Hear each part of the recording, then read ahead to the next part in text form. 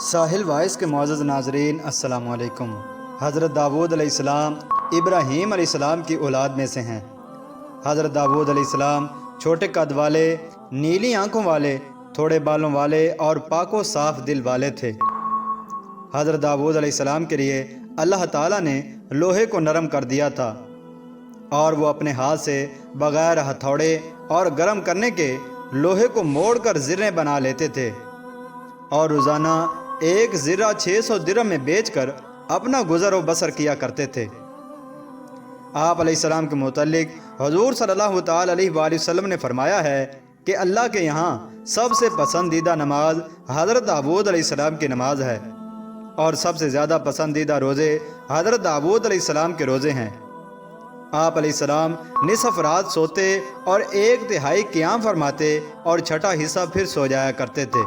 آپ علیہ السلام ایک دن روزہ رکھتے اور ایک دن افطار فرمایا کرتے تھے، اور جب جنگ ہوتی تو سینہ سپر ہو کر کھڑے ہو جاتے اور ہرگز بھی میدان سے نہ بھاگتے۔ حضرت وہب بن منبہ رحمۃ اللہ تعالی علیہ بیان کرتے ہیں کہ آپ کی آواز جو بھی سنتا اس پر وجد کی کیفیت طاری ہو جاتی تھی۔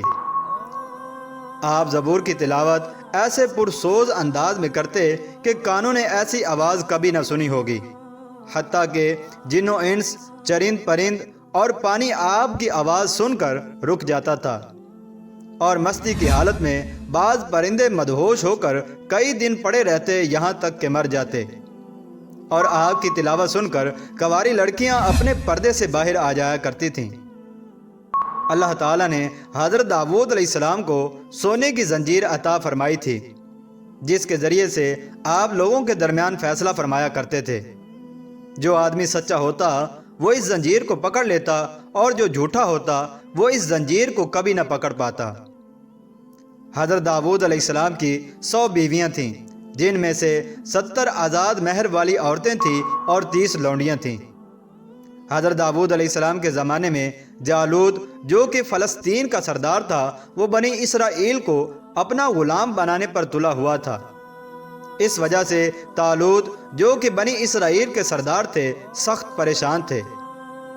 چنانچہ انہوں نے بنی اسرائیل میں منادی کرا دی تھی کہ جو شخص جالوت کو قتل کرے گا اس کو اپنی آدھی سلطنت دیں گے اور اپنی بیٹی کا نکاح بھی اس کے ساتھ کر دیں گے۔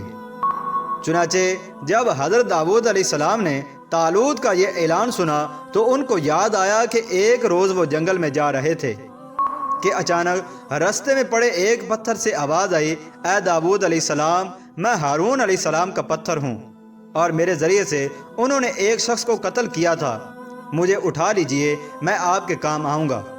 چنانچہ آپ بہت حیران ہوئے اور آپ نے اس پتھر کو اٹھا لیا۔ پھر آپ تھوڑی دیر آگے چلے تو ایک دوسرے پتھر سے آواز آئی کہ میں حضرت موسیٰ علیہ السلام کا پتھر ہوں اور میرے ذریعے سے انہوں نے ایک شخص کو ہلاک کیا تھا، اب مجھے بھی اٹھا لیجئے۔ چنانچہ جب حضرت داؤد علیہ السلام نے اس پتھر کو اٹھایا تو اسی دوران ایک اور پتھر بولا کہ میں حضرت داؤد علیہ السلام کا پتھر ہوں اور میرے ذریعے سے وہ جالوت کو قتل کریں گے۔ لہذا یہ آواز سن کر آپ سخت حیران ہوئے اور آپ نے اس پتھر کو بھی اٹھا لیا۔ معزز ناظرین، اس واقعے کی یاد آنے کے بعد حضرت داؤد علیہ السلام آگے بڑھے اور اعلان کرنے والے سے کہا کہ جا کر بادشاہ کو خبر کر دو کہ جلد ہی جالوت کا سر بادشاہ کے قدموں میں پڑا ہوگا، پھر بادشاہ پر لازم ہے کہ وہ اپنا وعدہ ضرور پورا کریں۔ چنانچہ جب سردار طالوت کے سپاہی طالوت کے پاس گئے اور اس سارے معاملے کی خبر دی تو طالوت نے کہا کہ اس نوجوان کے بارے میں چھان بین کرو۔ چنانچہ پھر طالوت کے جاسوسوں نے جلد ہی چھان بین کر کے طالوت کو بتا دیا کہ واقعی وہ نوجوان بہت زیادہ بہادر ہے۔ چنانچہ یہ سن کر آپ بہت خوش ہوئے۔ پھر جب بنی اسرائیل کے ساتھ خون ریز جنگ کا اعلان ہوا تو طالوت اپنے لشکر کے ساتھ موجود تھا۔ اس کے لشکر کے سپاہی جالوت کے لشکر کی تعداد دیکھ کر ہمت ہار بیٹھے۔ لڑائی کا باقاعدہ آغاز نہ ہوا تھا، دونوں لشکروں کی فوجیں پہاڑوں پر ایک دوسرے کے سامنے صف آرا تھیں اور درمیانی علاقہ میدان جنگ بننے والا تھا۔ چنانچہ جنگ کا آغاز سردار جالوت نے خود میدان میں اتر کر کیا تو دیکھنے والوں پر ایک ہیبت طاری ہو گئی کہ وہ انتہائی قد آور اور لمبے چوڑے جسم کا مالک تھا۔ اس نے میدان میں آ کر اسرائیلیوں کو للکارا کہ کوئی آ کر اس کا مقابلہ کرے، تو کوئی بھی شخص نہ آیا۔ جب اس نے کئی بار للکارا اور کوئی جواب نہ آیا تو اسے یقین ہو گیا کہ بنی اسرائیل میں سے کوئی نوجوان بھی اس کا مقابلہ نہیں کر سکتا۔ چنانچہ پھر وہ چلایا، اے بنی اسرائیل، آؤ اور مجھ کو قتل کر کے سارے فلسطینیوں کو غلام بنا لو۔ اگر تم نے ایسا نہ کیا تو تمہیں میری قوم کی غلامی سے کوئی بھی شخص بچا نہ سکے گا۔ یہ سن کر بنی اسرائیل کے لشکر سے حضرت داؤد علیہ السلام نے میدان میں قدم رکھا، اور اس وقت آپ کے ہاتھ میں ایک لاٹھی تھی۔ چنانچہ جب جالوت نے حضرت داؤد علیہ السلام کے ہاتھ میں لاٹھی دیکھی تو وہ کہا لگا کر ہنسنے لگا اور کہنے لگا کہ میں کوئی کتا ہوں جو لاٹھی لے کر میری طرف آ رہے ہو۔ چنانچہ یہ بات سن کر حضرت داؤد علیہ السلام مسکرائے اور آپ نے فرمایا، تیری حیثیت میرے نزدیک کتے کے برابر بھی نہیں ہے۔ یہ بات سن کر جالوت سخت غضبناک ہوا اور وہ حضرت داؤد علیہ السلام پر حملہ کرنے کے لیے آپ کی طرف بڑھنے لگا، لیکن حضرت داؤد علیہ السلام نہایت اطمینان کے ساتھ اپنی جگہ پر کھڑے رہے، اور حضرت داؤد علیہ السلام نے اسی پتھر کو نکال کر اپنی غلیل کے اندر رکھا جو کہ آپ کو رستے کے اندر ملا تھا۔ پھر آپ نے غلیل کے ذریعے سے اس پتھر کو جالوت کو مارا۔ چنانچہ جیسے ہی وہ پتھر جالوت کی پیشانی پر لگا تو وہ ایک مٹی کے بت کی مانند زمین پر گر گیا اور وہیں ڈھیر ہو گیا۔ یہ دیکھ کر بنی اسرائیل کی فوج کا حوصلہ بلند ہوا، انہوں نے جالوت کے لشکر پر حملہ کر دیا۔ چنانچہ جالوت کے لشکر کا حوصلہ ٹوٹ گیا اور بنی اسرائیل کو فتح نصیب ہوئی۔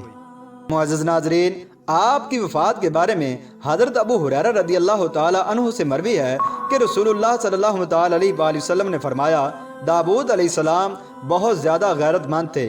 جب آپ علیہ السلام باہر جاتے تو گھر کے تمام دروازے بند کر جایا کرتے تھے، اور ان کی عدم موجودگی میں کوئی بھی شخص ان کے گھر کے اندر داخل نہیں ہو سکتا تھا۔ آپ ایک دن باہر تشریف لے گئے اور گھر کا دروازہ بند کر دیا تو آپ کی بیوی دروازے سے جھانکنے لگی، کیا دیکھتی ہے کہ ایک آدمی گھر کے درمیان میں کھڑا ہوا ہے۔ اس نے گھر کے دیگر افراد سے پوچھا کہ یہ آدمی گھر کے اندر کہاں سے آیا جبکہ دروازہ تو بند تھا۔ اللہ کی قسم، داؤد علیہ السلام اسے دیکھیں گے تو ضرور ہم سے ناراض ہوں گے۔ پھر حضرت داؤد علیہ السلام تشریف لائے تو وہ آدمی اسی طرح گھر کے درمیان کھڑا ہوا تھا۔ حضرت داؤد علیہ السلام نے پوچھا، تو کون ہے؟ تو اس نے کہا، میں وہ ہوں کہ بادشاہوں سے نہیں ڈرتا اور پردے میرا راستہ نہیں روک سکتے۔ داؤد علیہ السلام نے فرمایا، اللہ کی قسم اگر ایسا ہے تو پھر تو تم ملک الموت ہو۔ چنانچہ پھر آپ نے فرمایا کہ میں اللہ کے حکم کو خوش آمدید کہتا ہوں، اور پھر کچھ دیر کے بعد آپ علیہ السلام کی روح کو قبض کر لیا گیا۔